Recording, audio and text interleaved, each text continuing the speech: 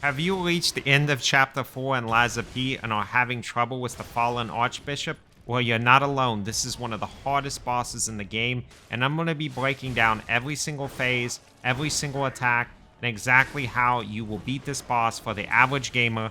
This is not assuming that you're a Souls-like veteran. I'm assuming you're just a casual RPG gamer trying to enjoy the game and trying to beat this boss so you can continue on in the game. So yeah, let's get right into it. The whole video is going to be timestamped and chaptered, so you can go to exactly whatever part you're struggling with, and I'm going to be showing you how to beat this boss once and for all and put him in the rear view mirror.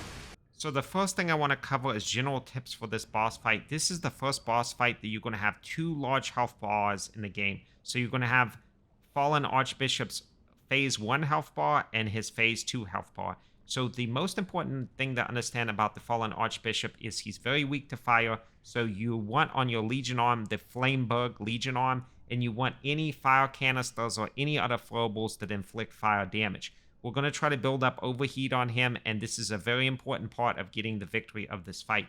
Another thing I want to really note is that if you're not a absolute god tier gamer and you're using a Specter like myself, it's very important to understand that you need to keep your Specter alive for Phase 2. If your Specter dies in Phase 1, you might as well restart the fight. If you have less than 2 health flasks in Phase 2, you might as well restart the fight. These are very important things to understand. It doesn't really matter here if you're using a dexterity or strength build.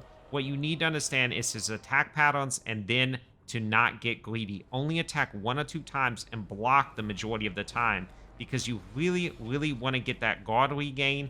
You want to be blocking his attacks and then attacking him back. Because if he hits you 2 or 3 times with unguarded attacks, he's going to do too much health damage and you're not going to be able to actually survive this fight. This is a marathon, not a sprint. So you do need to be careful and you do need to pace yourself throughout this entire fight. Let's talk about Fallen Archbishop's Phase 1 attacks and your general strategy during this phase. So the best thing that I would recommend is try to get a weapon that has long reach. Long reach is very important here because there is a sweet spot that you want to be staying in. If you're too far away from the Archbishop, you're going to get him to do his jumping and lunging attacks, which you do not want. And if you're too close to Archbishop, you're going to be unable to actually hit him because he's kind of a bigger boss and his head is kind of a little bit up. So you want a weapon with a long range. I'm using the extended version of the Holy Arc Sword here, which for motivity is a great option that you can use. Now, the biggest thing to understand about Phase 1 is he's going to do this Decay Tongue Lash, and you need to block it. If you get hit with Decay, your weapon is going to be absolutely destroyed, and it's going to do a massive amount of damage to you. So you really need to block these Tongue Lash. One will go straight down, and then he'll do a right to left Tongue Lash directly after. He also loves to do sweeping attacks in this phase. Now, what you're going to see me doing a lot here is using fire. What I'm doing here is I'm practicing solo before I summon in my Specter, because you really want to try to understand how his attacks come out. Do not try to rotate to his left side too much, because he will just swipe down with his legs. Whenever you see him stand up, he's going to jump directly down and basically butt slam you like Bowser. So you have to be very careful with this, and you need to try to get out of the way. But especially, guys, especially in Phase 1, watch out for his Tongue Lash. It is his most dangerous attack, and you need to guard and then just attack once or twice.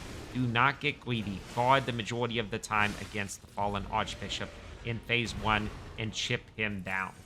Now I'm going to cover when you should start summoning a Spectre. Now this really depends on your star fragments. You're going to need at least, I would say, 10 star fragments realistically in order to beat this boss. It is going to take you multiple times. Even with the best strategy, this boss is extremely unforgiving, and sometimes his attack patterns are just horrific.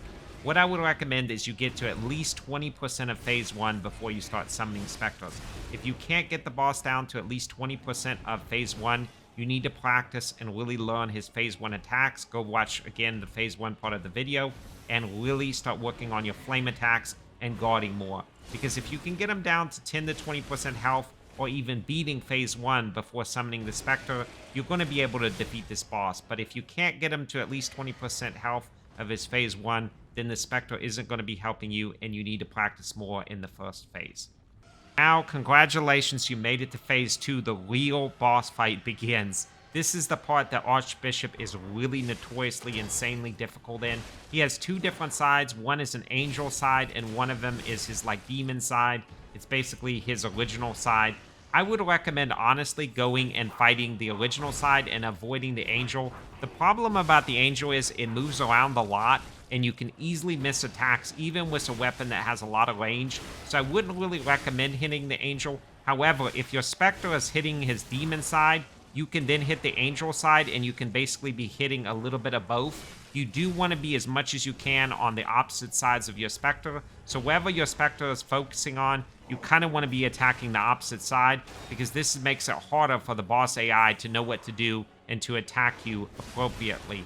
Now, I want to say when you begin this phase, you need to have a minimum of 2 health flasks. If you don't, it's honestly best to not consider that to be a really strong run. Don't use any of your consumables. Just do your best.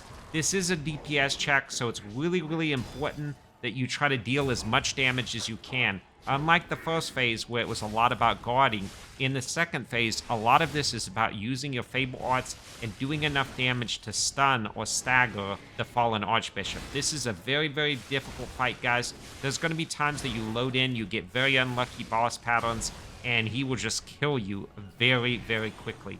Just persevere, guys. Keep at it. Make sure that you have at least 2 health flasks. Anytime that you take too much health damage, get back. Don't risk it, because he can take like half of your health bar in 1 to 2 attacks. And try to attack his demon side as much as you can, because you're probably more used to those attacks than you are his angel side. And I feel that especially because his angel side is much harder to hit in general, it's much better to focus on his original face or his demon face than his angel face. And remember, use fire. He is very, very weak to it. So now I'm going to be quickly breaking down and explaining my boss kill run. So what you're going to be seeing me do here is guard a lot of his attacks. Try to perfect guard as much as you can, but just guard, because a lot of times you can't get a perfect guard.